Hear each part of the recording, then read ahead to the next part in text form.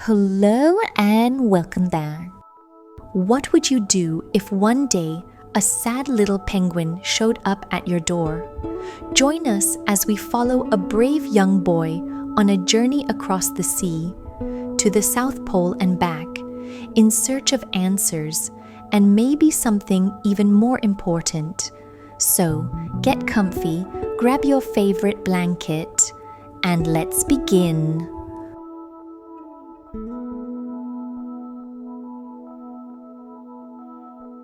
Once there was a boy who found a penguin at his door. The boy didn't know where it had come from, but it began to follow him everywhere. The penguin looked sad, and the boy thought it must be lost. So the boy decided to help the penguin find its way home. He checked in the lost and found office, but no one was missing a penguin. He asked some birds if they knew where the penguin came from, but they ignored him. Some birds are like that. The boy asked his duck, but the duck floated away. He didn't know either. That night, the boy couldn't sleep for disappointment. He wanted to help the penguin, but he wasn't sure how. The next morning, he discovered that penguins come from the South Pole. But how could he get there? He ran down to the harbor and asked a big ship to take them to the South Pole.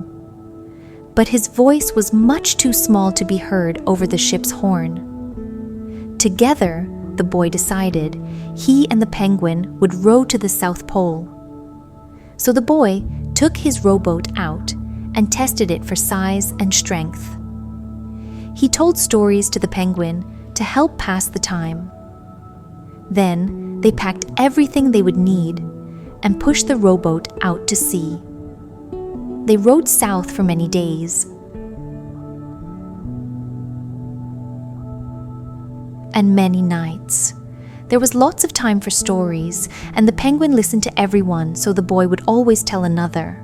They floated through good weather and bad, when the waves were as big as mountains, until, finally, they came to the South Pole.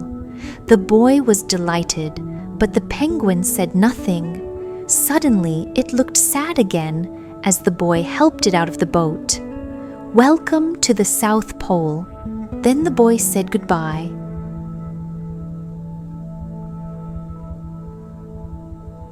And floated away. When he looked back, the penguin was still there, but it looked sadder than ever. It felt strange for the boy to be on his own. There was no point telling stories now, because there was no one to listen except the wind and the waves. Instead, he just thought, and the more he thought, the more he realized he had made a big mistake. The penguin hadn't been lost. It had just been lonely. Quickly, he turned the boat around and rowed back to the South Pole as fast as he could. At last, he reached the pole again. But where was the penguin? The boy searched and searched, but he was nowhere to be found. Sadly, the boy set off for home. But then the boy saw something in the water ahead of him. Closer and closer he got, until he could see the penguin. And so, the boy and his friend went home together, talking of wonderful things all the way.